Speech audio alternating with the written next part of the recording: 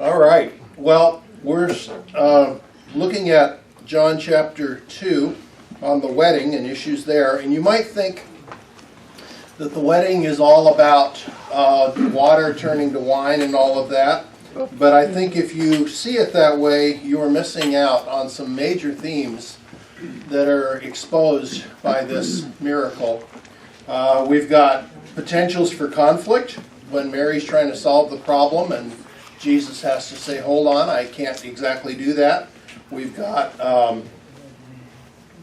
opportunities here for understanding some of the Jewish challenges with ritual purification. This is it's just a story about a wedding because there's a lot more happening here.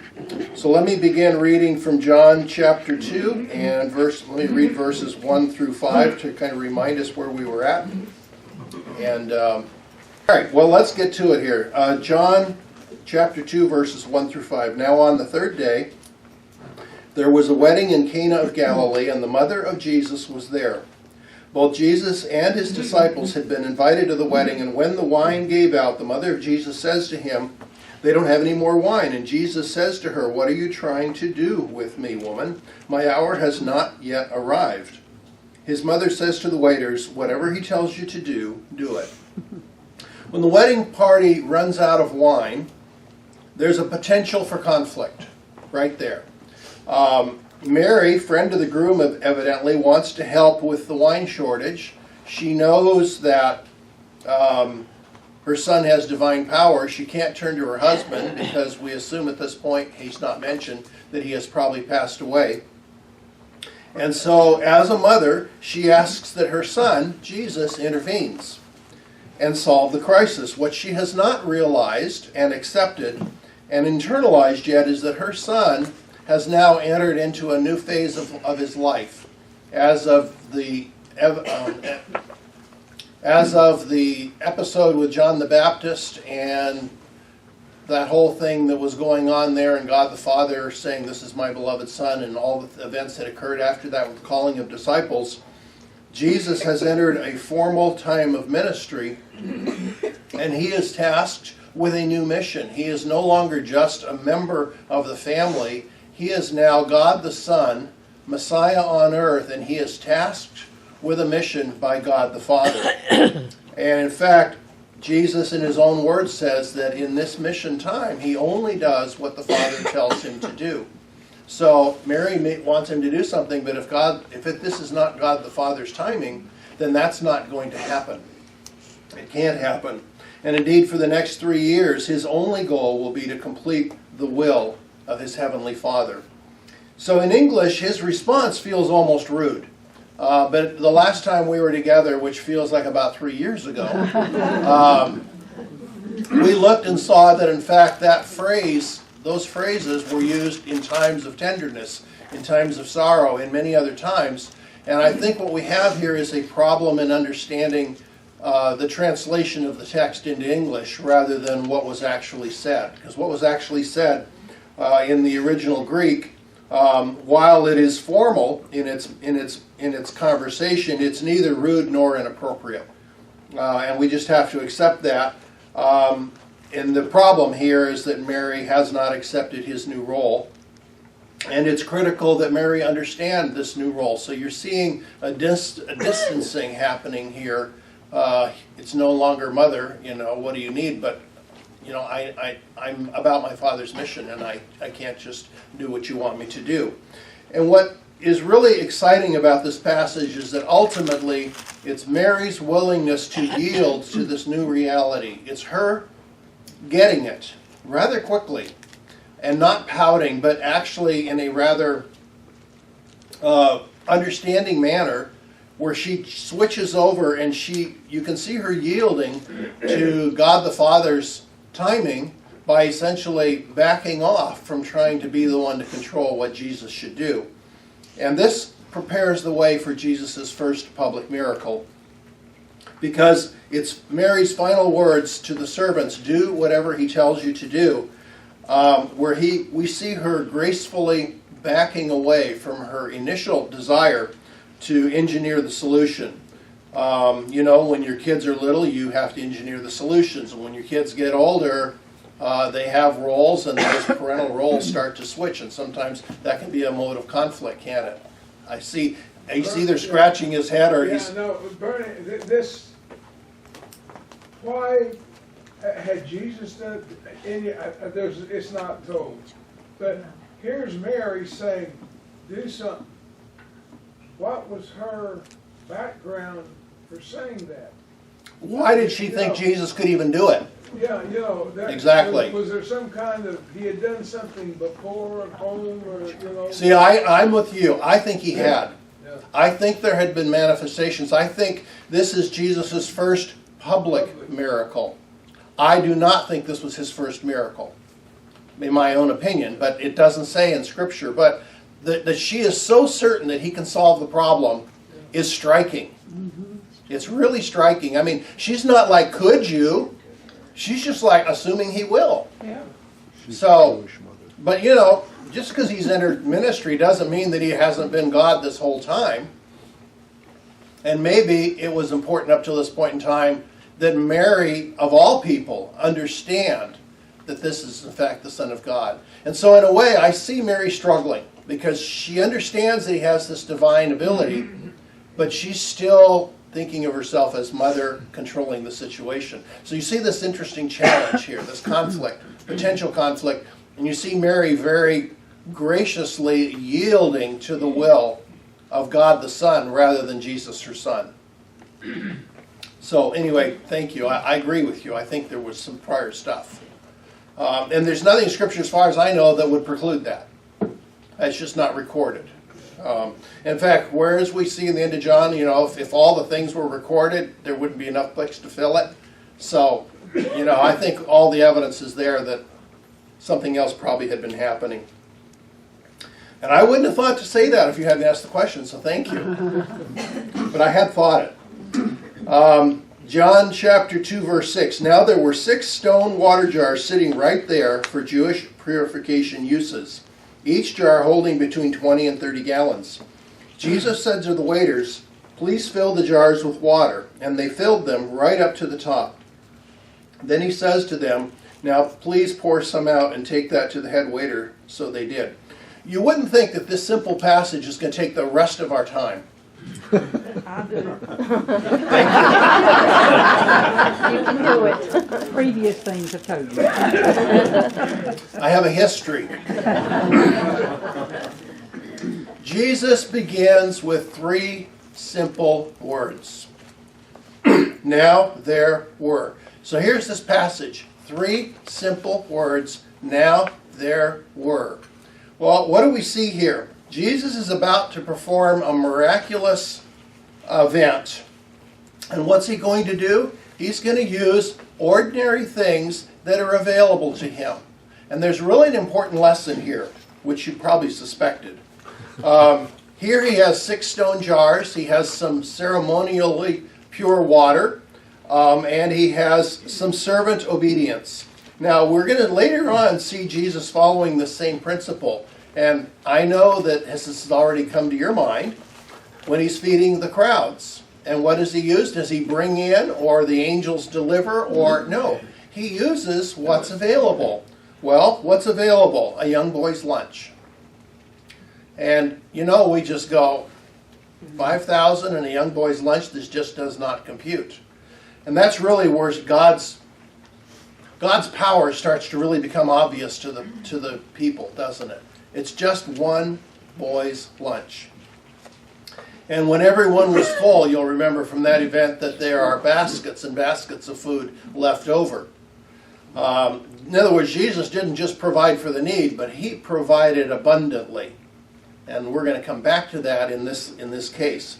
If you think about it, I want you to realize that it works that way for us as well. And this is actually a very important lesson, because I will tell you right now, every one of us has had times in our lives when we're tempted to tell God, I don't have what it takes to accomplish your will.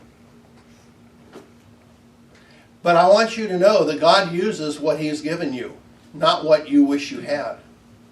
And that is a really important lesson to learn. God asks us to yield what we have and trust Him to accomplish His will, not through who we wish we were, but through who we are. That's really important to know that, because otherwise we're all sitting on the sidelines waiting for those anointed people to step forward that have all those special gifts, and that's not what God does. He uses all of us ordinary people to accomplish extraordinary things so that He gets the glory. Because if we pull it off, who's wanting the glory? We are.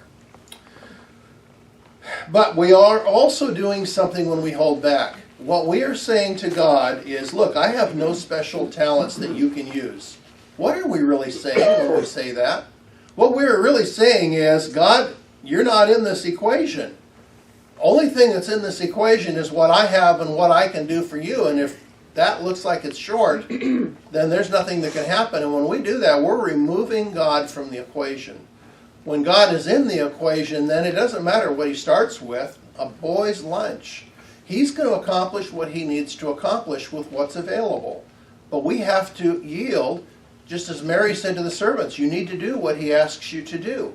It's a really important lesson for us, and I'll bet you've been hearing this all your lives, but you still struggle with it.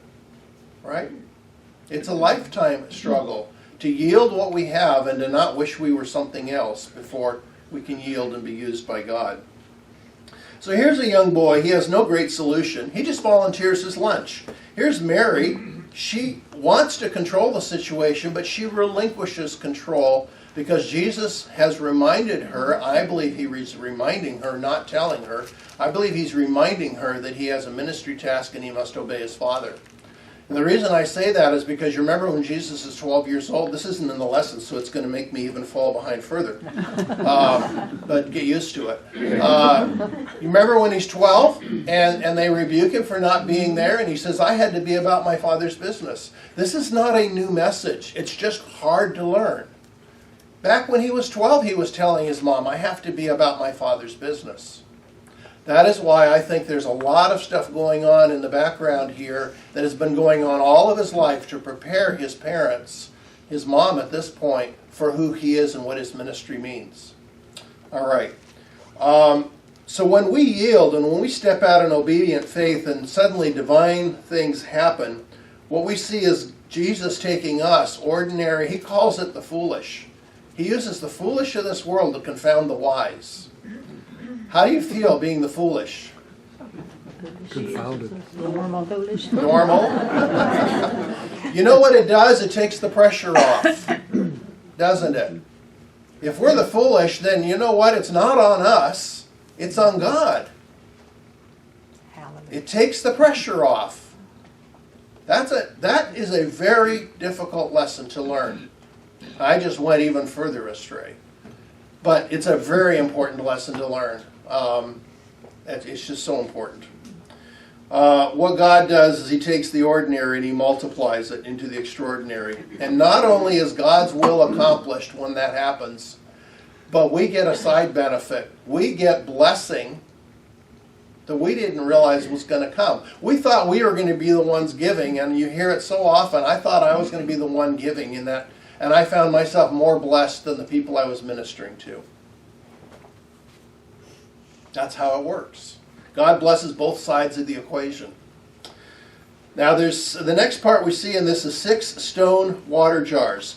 The ancient theologians love to play off of this number 6. They said 6 imperfect Jewish purification jars plus 1 perfect Son of Man equaled 7 and added up to a wine of perfection. I thought that was fun. Well, the jars were stone. Now, Jewish households owned jars of many different materials, construction materials. They had vessels of mud or clay. They had vessels of the dung of beasts, if you can imagine. Hopefully it wasn't for storing food. They had vessels made of shells, niter. I don't know what niter is, but that was credited as being one of the vessels they had. Anybody know what niter is? I'm not alone. Thank you. Nobody knows what niter is. It's similar to fiberglass. It's similar to fiberglass. Wow. High tech. That's what I was thinking. Natural fiberglass. All right. Well, they said vessels of niter. and then vessels of bones, and even vessels of the skins of fishes. So these were some creative, and I know from Africa you had vessels from skins of gourds. That was very popular. You take a gourd and dry it out and scrape it out, and you had a very nice vessel, and it was perfect. So they had a lot of vessels, but when the Jews selected water containers to be used for their purification rituals, they were only permitted to use water pots made of stone. Anybody ever put orange juice in a Tupperware container? That's the problem. You can't get it all out. You can't get it clean. It permeates the vessel, and it affects whatever else you put in next. And so they were not allowed to use purification water except in water pots made of stone, because they believed the stone had the best chance, probably based on what kind of stone, but the best chance of being cleaned out and not having a residue that would sully this purified water. And so water was suitably prepared for purification. It was only allowed to be stored in stone pots. And unlike earthenware pots, by the way, in earthenware pots there's a passage in Leviticus 11:33 that said if an earthenware pot is defiled, you have to break it. You can't clean it and reuse it. You have to break it and make a new pot. This is how severely they monitored this kind of thing. Why were pots of sanctification water needed? Why? John goes to all the trouble of saying in the passage, somewhere way back up there, for Jewish purification uses. So my question is, why were these pots of sanctified water needed? Well, they were commanded to do frequent washing, particularly before eating. It was ceremonially, they had to be made clean. And so there were all these rules about how you did it and all that, and we're going to really go into more of that in a moment, because I need you to understand how not only pervasive, but how fundamental this was to their spiritual purity. This was fundamental. This was inviolable. This is something you could never violate, okay? And I've got an interesting passage I want to read to you about that. So not only was personal washing carefully stipulated, there was ceremonial cleansing needed of everything else, the dishes and the utensils and the pots, the pitchers, the copper pots, all of that stuff, which is why these particular stone vessels were exceptionally large. The Jews used smaller pots for carrying water, perhaps even stone pots, but much smaller, like the Samaritan woman, she was carrying a stone pot and was getting water from the well. These were storage pots, and they needed to be large enough to hold all the ritually pure water that was required to fulfill all of the ceremonies that were mandated by Jewish customs. Not only, as I said, to clean the dishes, but to clean the guests themselves when they traveled, when they did something. They needed this water to ritually purify themselves so that they could be right with God. So verse 7, Jesus says to the waiters, please fill the jars with water, and then they filled them right up to the top. Now I want you to think about Jesus' commands both here, coming up, and in the past. And I want you to think and answer one question. Were his commands complicated or miraculous, spectacular, whatever? Were they real complicated, spectacular commands? No. Fill, pour, take. Could have done it with 3 words, okay? If the commands had been spectacular, hold the jar at this angle, do it at the, blah, blah, blah, you make something up, what might have happened? What might the servants have been tempted to do? Take the credit. I heard you say it. Take credit for the miracle in some way. I was there, and you can imagine the things he made us do to make this all happen. And I'm thinking of trying to go home and see if I can, he said, take, fill, pour, Not much you can do at home on that one, right? So the servants are not going to be tempted to take credit here because the commands are very, very simple. How would you characterize the servant willingness to obey? Were they willing? Yeah. How do you know? They did it. They did it. Sure. How did they do it? Yeah. Right to the top. Put in water, we're going to do it. And they put it to the top. Now later on, when that turned into fine wine, the owners were happy, probably the groom and bride, were happy that they filled it to the top. And every drop mattered. Whereas if they'd filled them like half full, can you imagine? Maybe there would have been enough. So it seems that they were enthusiastic. They filled it right to the top. Now, why do you think they needed to add water to these 6 pots that were sitting at the doorway?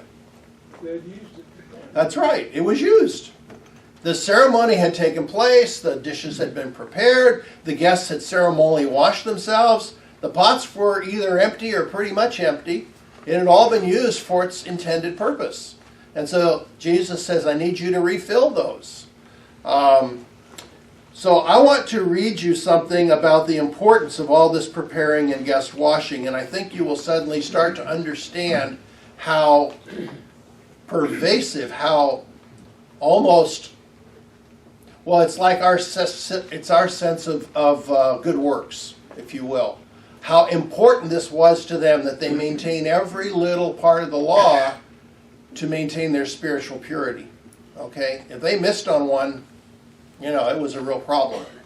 Mark chapter 7, verse 1 reads this way. One day, some Pharisees and teachers of religious law. Now you know there's trouble coming. The moment you read that, right? It's coming.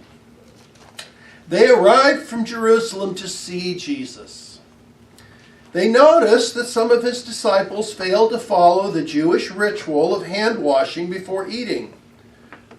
The Jews, especially the Pharisees, do not eat until they have poured water over their cupped hands as required by their ancient traditions. Similarly, they don't eat anything from the market until they immerse their hands in water. This is but one of the many traditions, and I could probably add many, many, many traditions they have clung to, such as their ceremonial washing of cups and pitchers and kettles. So the Pharisees and teachers of religious law asked him, Jesus, why don't your disciples follow our age-old tradition? They eat without first performing the hand-washing ceremony. This ceremonial stuff, and I was really tempted to read that whole chapter because it's really fun stuff, but I decided you didn't want to hear me read a whole chapter, so I'm not going to do that. But this is how important it was to them that they're sending spies out into the countryside on Jesus' disciples and him to get the goods on him. You guys aren't following all the laws of the ceremonial law. How can you be teaching anybody anything about anything when you're impure? That's the implication. You are spiritually impure because you haven't been following the rules, and you are spiritually impure. Now, was Jesus spiritually impure? Who was spiritually impure? The rule followers. And Jesus, in fact, takes the next part of that chapter and goes on to show them that it's not the ceremonial stuff that cleanses you. It's the junk that comes out of your heart that makes you impure. And when that heart is spilling out all this junk all the time, you remain impure no matter how many times you wash your hands ceremonially. And what Jesus is getting on to say is, you need to be changed from the heart. Forget the hand washing. I mean, you can wash your hands, that's a good idea, but it's not going to make you spiritually pure. So this isn't an argument about whether your hands should be dirty or clean before you eat. This is, does washing your hands in a ceremonial way make you spiritually better? Make you acceptable with God? That's what this issue is all about. That's what the stone pots are all about. It's what the water is all about. It's what this whole thing is all about. It's all about maintaining your spiritual purity before God. And Jesus is going to do some interesting things here that are going to point to a new covenant. So let's go on. So they're busy maintaining their spiritual purity by observing, and Jesus is clear to say later on in Mark 7, man-made laws. These aren't laws from God. And in fact, he goes to show the conflict to say, you won't give like God has commanded to your parents because you claim, well, that money was set aside for the tithe, and on he goes. I mean, how they would use the laws to avoid doing the things that God had actually commanded, and then thinking themselves spiritually pure. So if you want to kind of have some fun, go home and read all of Mark 7 to get the real context of what's going on here. Later on, we will see that Jesus talks about his earthly mission, and he talks about the futility of trying to observe human laws as a means of purity. And in fact, he's going to do something. He's going to tell them that only a blood sacrifice can give spiritual purity, and that we are going to receive this gift from God. It's not something we can earn. It's not something we can do. It's not a lamb we can sacrifice. Spiritual purity happens because of what he said in Mark 7. God's going to come in and remove that sinful core that is in us and give us a new heart, so that that evil that is coming out isn't coming from a sinful heart, which, until you've been renewed in your spirit, you have no way of pleasing God. So that's what this whole thing is all about. This whole thing is about a new covenant with God that's going to replace all the Jewish rituals. And so it's kind of fun here to see kind of some of the connections here. And I want to draw some connections on the stone and some connections on the wine. But just before his crucifixion, you remember that Jesus said to his disciples, I want you to commemorate this new covenant I'm telling you about. How? When you drink the wine, I want you to remember my blood. He said here in 1 Corinthians 11:25, after the same manner, he took the cup, and when he had supped, he said, this cup is the New Testament in my blood. Do this as often as you drink of it in remembrance of me. So it's ironic that the ceremonial water that was supposed to give them spiritual purity, sitting in those pots, and they used it when they came in, God is going to turn it to wine, because wine is actually the symbol of the new purity. Wine is the symbol of the new covenant with God, that blood on the cross that gives us true spiritual purity by changed hearts from within. And so it's just interesting that he takes the purification water and he turns it into wine, which symbolizes the real deal, rather than the man-made acts that aren't going to save anybody. Now, the pots are stone, which is a type of Christ. And you know where this is going. The pots are stone, and then the wine inside becomes a type of his death, or his saving grace. Well, why do I say the pots, which are stone, is a type of Christ? Do you remember when the Jews were wandering in the wilderness and they had no water?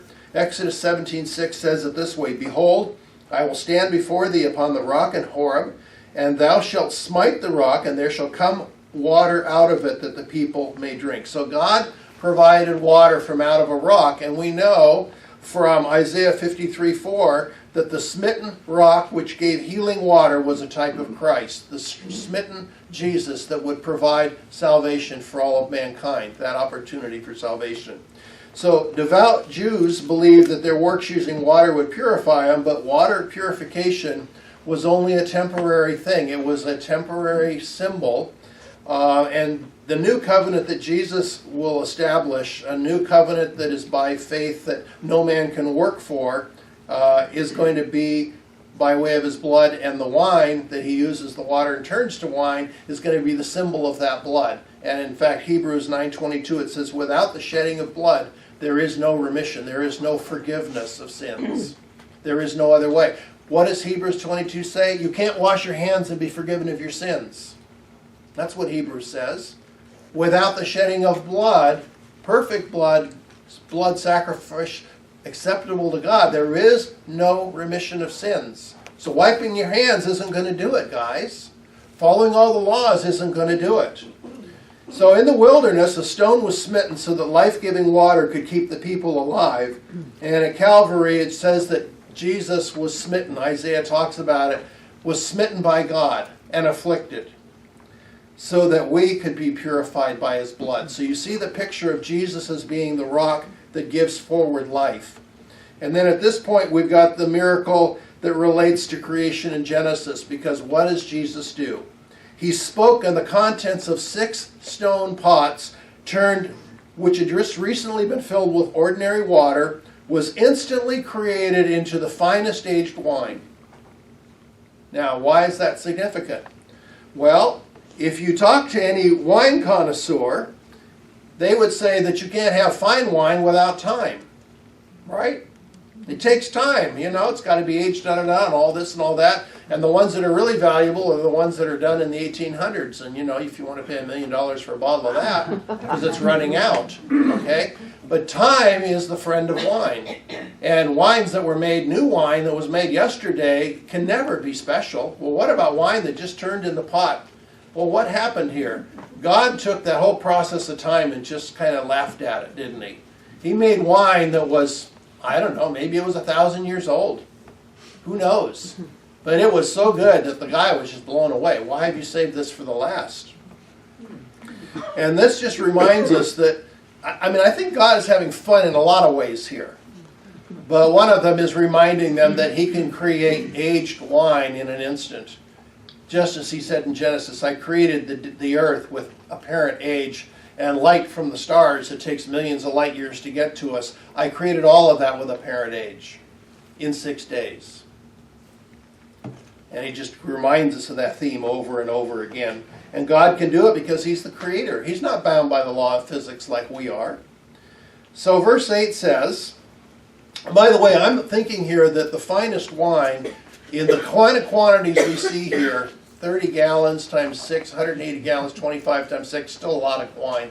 I'm guessing there's a very fine wedding present here for the groom and bride, don't you? Because it probably all didn't get consumed.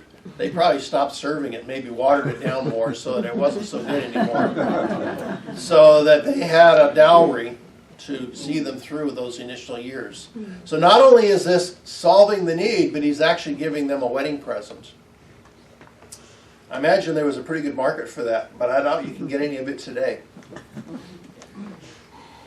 So verse 8 says, then he says to them, now please pour some out and take it to the head waiter. So they did. When Jesus says take, pour it out and take it to the head waiter, I don't think the servants knew what was coming. Now, I'm going back to speculation again. They'd seen the pots, they knew what was in them, they poured the water in. These are stone pots. Ever look at a stone pot? It's not like a glass pot where you can see. They're really kind of murky and dark, and you could argue, well, it got filled to the top, so maybe they'd see it. But there's a lot of indication that maybe nobody really knew a miracle had happened until the guy tasted it. When it changed, we don't know, but it doesn't seem like anybody knew there was a miracle because he tasted it, he does an explanation, and the servants go, oh, we know this is a miracle. And John reports that. So I don't think that they had any reason to expect a miracle. All they know is that Mary had strictly commanded them to obey Jesus carefully, and it's doubtful that they even knew of Jesus' claims of divinity because they're just servants. They're not into world events and all of that kind of stuff. He's just Mary's son from Nazareth. So my question for you is, do you think they were nervous about handing a cup of water? All they knew was water to the master of the party because Jesus told them to, and they're going like, I hope this doesn't bite us. I mean, come on. You've got to think that. Because then when he drinks it and he says, this is incredible, they go, oh, we know this is a miracle, because that was water. In fact, we were a little nervous about this whole thing. What's interesting is all this happens, and there's no fireworks, no incantations, no warning. It just happens. No fanfare. Isn't that how sometimes God just does stuff? There's no warning. We just obey, and suddenly we're in the middle of something amazing. We're out of time. How does this happen? That's amazing too. Well, I haven't changed. I run out of time. Don't ever change.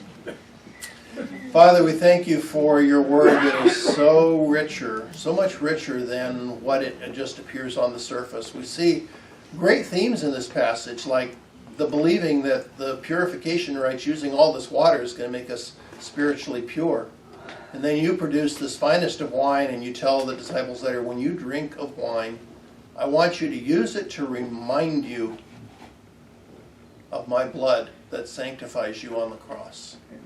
We see those stone jars, and it reminds us that out of the rock came water that saved the people of Israel, and it was struck so that they could have that water, and then your son was smitten for our salvation.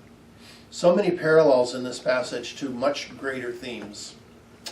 We thank you for the richness of your word, but we, more than that, thank you that even when we turned and ran away from you, you loved us. You first loved us. And you died for us to save us. And we thank you for something that we can never really adequately thank you for. And we ask this all in Jesus' name. Amen. Bernie, one thing. When I was reading this the other day, it struck me that God works miracles every day. The Ebola problem, He worked a miracle. He did. Many, many miracles. He did. So we don't have to just depend on what says in the Bible. He's working today. All the time. Scripture says that God is the same yesterday, today, and forever. If He was working miracles then, He's working miracles now. It's just for a matter for us to notice it and give Him the glory. Good morning. You haven't had this opportunity in a while. No, we haven't. And we've missed you. But we quit praying for you.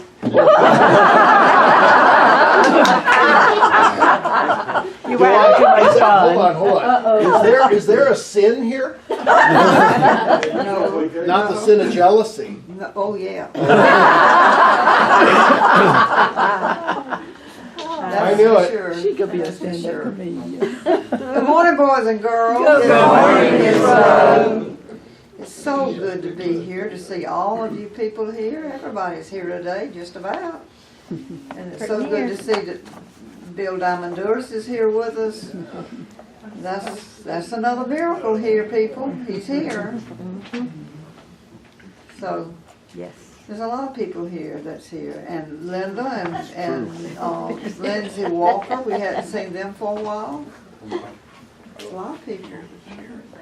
So glad you're here. There's my buddy over here, Buddy. He's here, and we've just been praying for you, son, and we just so happy to see you. He's a miracle. And And he's that's one another of those miracle. everyday miracles. There are no atheists in ICU, I can assure you. So if you want to witness for Christ, you can do it in the ICU. And Buddy was truly a miracle. I did not think he would make it through the night. Wow. And neither did my daughters. And neither But- did he. But told me I so. said, God, please give me a miracle. But if not, I thank you Yeah. for the many, many years you've given us. And He gave me the miracle. God is good. He's I'm good. telling you, he is. Okay, I've just written, these are the ones that I had written down last week, was Madge's brother Dan. How's he doing, Miss Madge? He's doing okay, just please pray for him. It's a big time of adjustment. Okay.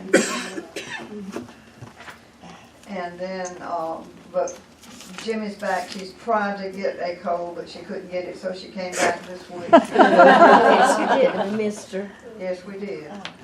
Wesley has some eye problems. You know about Wesley. She Wesley, yeah, Wesley has difficulty getting around. And Yvonne, is Yvonne here today? They're not here today. That's the, someone wanted us to pray for Kim Henson. Was that Peg? You, Daisy? Who was it? I don't know. She's better. She's better. secretaries. Yeah, I saw her at the office, she's better. And She's Lane- better. How's Lane doing?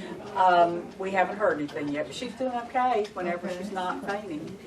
Other than that. Other than that, Miss Lee. And how about Jackie and Dixie? Jack and Dixie. Jack and Dixie Ward. Has anybody heard from them? They've moved to the manor, I understand. And Peggy's that lost her husband and has CA cancer. Gotta get, when we get the results back. And Martha, what about Martha? Lambert said she was having problems with her stomach.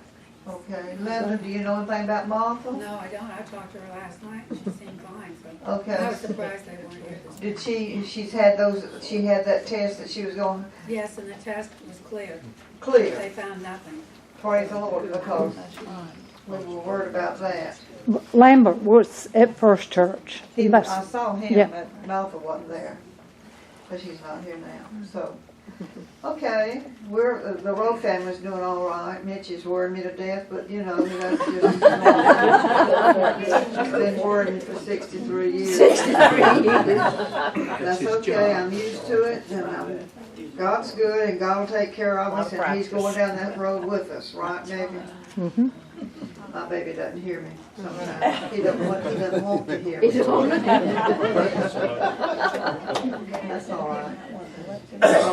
So whom shall we pray for today? Anybody? Keep praying for my daughter-in-law's mother. She goes to the doctor this week to find out if she has radiation or chemo. We just pray and they just do the radiation. Okay, and that's, Judy Lefebvre. what's her first name? Judy. Judy Lefebvre, okay.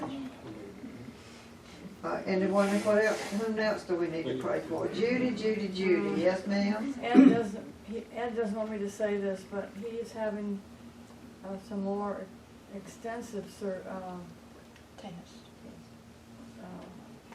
exams, a CAT scan and this and that. They're gonna have to run some more tests Yeah, on him. on Tuesday. Okay, well, whether you want us to or not, Ed, we'll be praying for you. Okay? Okay. You're not Mr. President, are you? Will you thumb up in the air? Okay. Yes, sir, Lindsay? David Angel, he. Oh, yes, I saw his picture on TV the other night.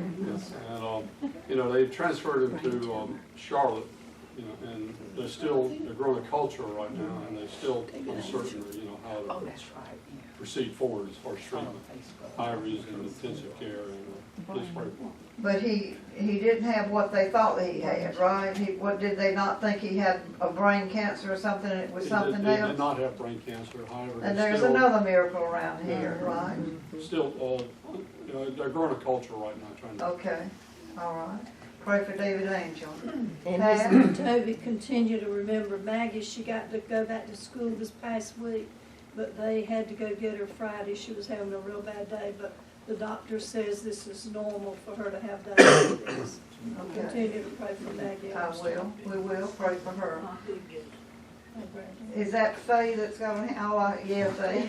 I have a friend, Veda Coker. Who? Veda, V-A-D-A, Coker. She's been diagnosed with non-Hodgkin's lymphoma, and she's going through aggressive chemo right now. Please pray for her. She's Judy's friend too, and Sylvia's. Okay, that name sounds familiar, but I don't know who that is. She was a teacher. Maybe that's why you knew her. Okay. A friend of mine I met through swimming at the Y, Keith Claus. They found out, his wife was telling me Friday, they found out he's got cancer in 3 places. Keith who? Claus, C-L-A-U-S, like Santa Claus. And he just didn't feel good and thought he had the flu and went to the doctor. And they've already done CAT scans, and he'll find out next week if he's going to do the progressive chemo. Okay. So pray for Keith. Okay. Super nice guy. Anyone else? Oh dear, Fran, I'm sorry, then Tommy, okay? They said that she's been waving at me and I have to say. Yes, ma'am. I just want you to pray for a grandson of ours. His name is Ben. He's a recent college graduate, and we're praising the Lord that he's just gotten a job in his field of study. And he will be moving from Charlotte, which is his home, to Greensboro. Okay. So please pray for this transition for him and for wisdom when he begins his job. To Greensboro. Now this is your son. My son. That's your son's son. Okay, so that's gonna leave son by himself? Well, it's just an hour and a half, and you know, he's been to college in Boone, so Yeah, they're right, kind of used yeah. to that. And I think we need to continue to pray for Ernest, because he's doing well right now. Let's hope he continues. We're praying for that miracle you talked about. Yeah. Well, it can ever happen. Mm-hmm. And Tommy, what can I do for you today? I have a friend that is real weak, and he's had to go, I think, to the Mayo Clinic twice to get blood, and let's just pray that it's not something serious like cancer. Who is What's his name? Jim Wheeler. Jim who? Wheeler. Wheeler, like Wheeler, Texas. Right. Mitch. Yeah. Mitch was raised near Wheeler, Texas. And yes, ma'am? Buddy called his friend and he could barely talk. He's just had multiple strokes and his name is Jim King. Oh, he goes to our church, right? No, He does? he's in He's Tennessee. in Dudleysville, Tennessee. Oh, He was okay. a classmate of mine. Okay. But he just there's called another him King I don't know. that's been having some problems according to Mike Covington, and I Okay. thought that was the one you were talking about. This is another one. This is another one. Okay. Multiple strokes. This is Buddy's friend. Mm-hmm. Jim King. Okay.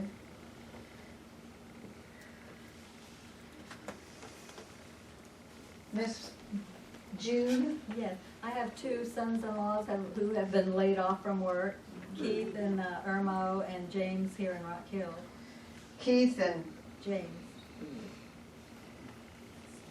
they need jobs, is that what Yeah. we're saying? Okay. It's so sad when people get laid off like that. Seems like that's happened more often now. Right. Joey? Yep.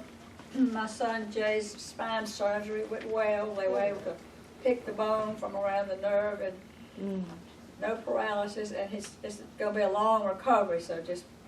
I thought he had the flu. Is that not the who that we prayed for? No, it was surgery. It was somebody else that had the flu. I tell you the truth, this is getting bad. Joey. Jay. Joey? Jay? Okay, I've got back problems down here. Okay, that was it. That was the bone. That was the bone, okay.